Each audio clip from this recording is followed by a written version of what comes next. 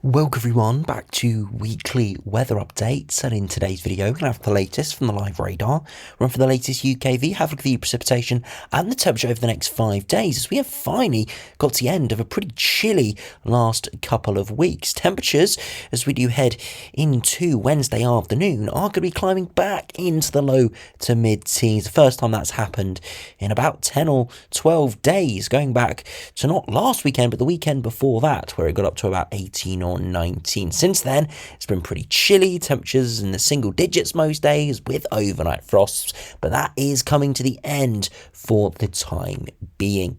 As said, over the next couple of days, it will be much milder, even warm in places, perhaps through Wednesday, Thursday and Friday. Temperatures into the high teens, as I said. But as we progress towards Friday and the weekend, we will lose the drier pattern and it will turn more unsettled. So it will be turning milder, but progressively more unsettled, with lots of bands of heavy rain and thicker cloud through the weekend. So we're substituting the sunshine and colder conditions for something slightly warmer, but we also get the added rain on top of that.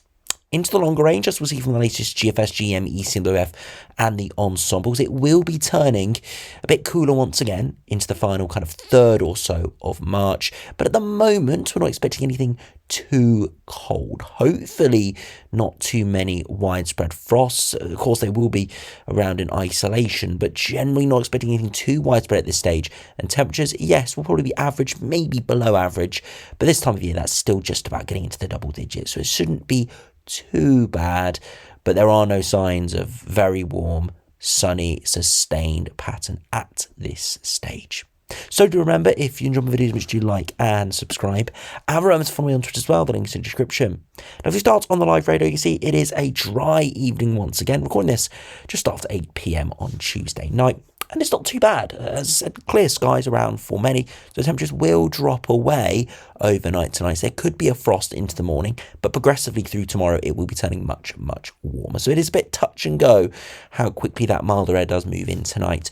But if we do put on those temperatures, you can see they are dropping away pretty rapidly in the north and the east, furthest away from the southerly airflow. So it is, as I said, touch and go across much of England and Wales, how much of this frost and colder air will last into the morning, because by around lunchtime, we will be well into the double digits. It'll be much milder.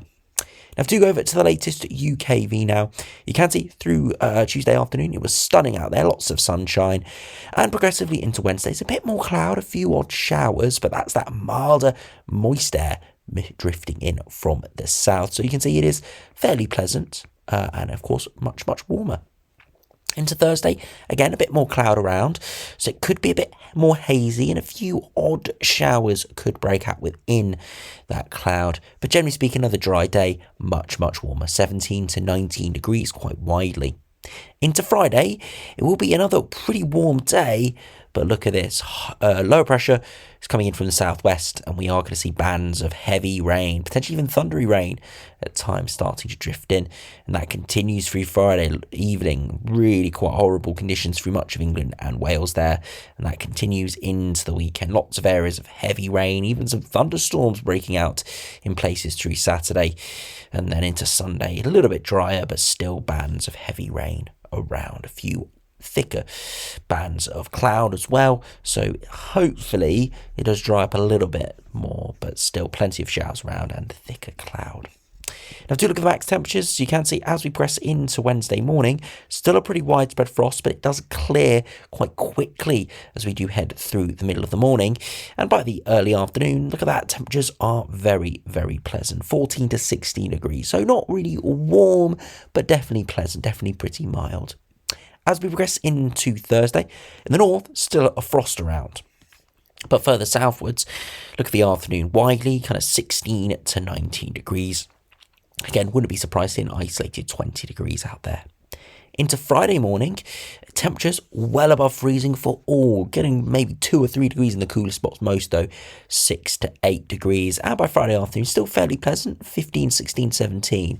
But unfortunately, we are seeing a lot more in the way of cloud and rain, and that sets the scene for the weekend. And although milder air masses are still around, temperatures dropping away towards the more of the low teens, and you can see as we head into Sunday as well, a little bit chilly overnight, but again, it's kind of mid-teens there, as we do have thicker cloud and some bands of rain mixing in. So as I said, we'll have to see how it does play out over the next few days. But yes, turning warmer over the next couple of days. But we do see increasing amounts of cloud and rain through Friday, Saturday and Sunday. For it does slowly ease off, but also the temperatures do dip as well. Now, if you head over to the latest GFS, we are said seeing those southeasterly winds moving in at the moment, but low pressure will break through into the end of the week, into the weekend. That's bringing the heavy rain over the weekend. Beyond that, the jet stream does shift a bit to our south, and that means we go cooler and more unsettled there towards the end of March. Quite a lot of deep areas of low pressure over the top of us, where eventually we do see a bit of an oscillating pattern between high pressure and low pressure. So a pretty typical westerly flow. We thought there'd be a lot more amplification around. That has disappeared a little bit within the model outputs. Not completely, but a little bit. So you can see, generally speaking, more of an unsettled flow. But you can see right towards the end of March, you can see real big dip in the jet. Not only is bringing that lots of lower pressure, but quite a lot of cold air digging in as well. Nothing ridiculous, but a good 4 to maybe 6 degrees below average. So now if we do have a look at the latest GM, unfortunately again, Wetter Central is still down. But we'll have a look here from WH charts. Again, southeasterly winds coming in. You can see it proves pretty unsettled and cooler towards the end of the week into the next week. And then you can see eventually, we see perhaps a brief ridge of higher pressure before eventually we could start to see low pressure mixing back in. Right at the end of the run though, high pressure is firmly involved with a slack easterly flow, so it does look actually pretty dry but cold, with an inversion probably taking place. So it's complete opposite actually to the GFS, which is very interesting from the GEM run today, just showing you the amount of volatility there in the longer range. But most, I'd say, are favouring more of an unsettled pattern at this stage. And finally, if we compare to the latest ECMWF, again, broadly very similar, with low pressure breaking through this weekend. Eventually into the following, the jet stream is slightly to our south, a bit of a cut-off low developing towards Portugal. That could be really horrible for Iberia, but generally speaking for the UK, the jet stream shifts slightly further southwards and it allows some cooler flows to get involved, but nothing too amazing at this stage. Now finally, if we look at the latest ensembles, if we look at the latest GFS, you see this spike in temperatures over the next few days, so much milder, if not warmer in places, through Thursday and Friday. But precipitation picks up, and you can see moderate amount of precipitation into the longer term. So we're not seeing massive low pressure systems barreling off the Atlantic, but we are going to see more frequent rain, showers, and potentially thicker cloud in general. Temperatures hovering more around average, slightly above, slightly below, so a little bit all over the place if we're being completely honest.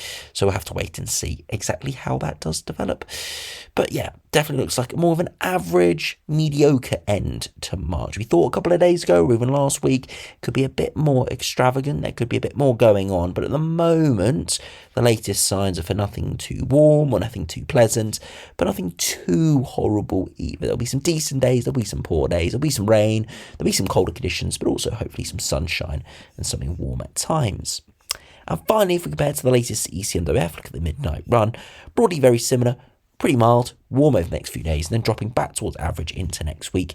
But interestingly, more runs are average to below average there in the longer term, with more moderate precipitation. So uncertain exactly how much high pressure we will see, but quite a lot of strong model consensus here within the ECMWF ensembles for something slightly colder than average there to the final few days of March. Again, that would not be ideal. That probably would be below average temperature to the surface, potentially only 9-10 degrees at best, and frosts overnight.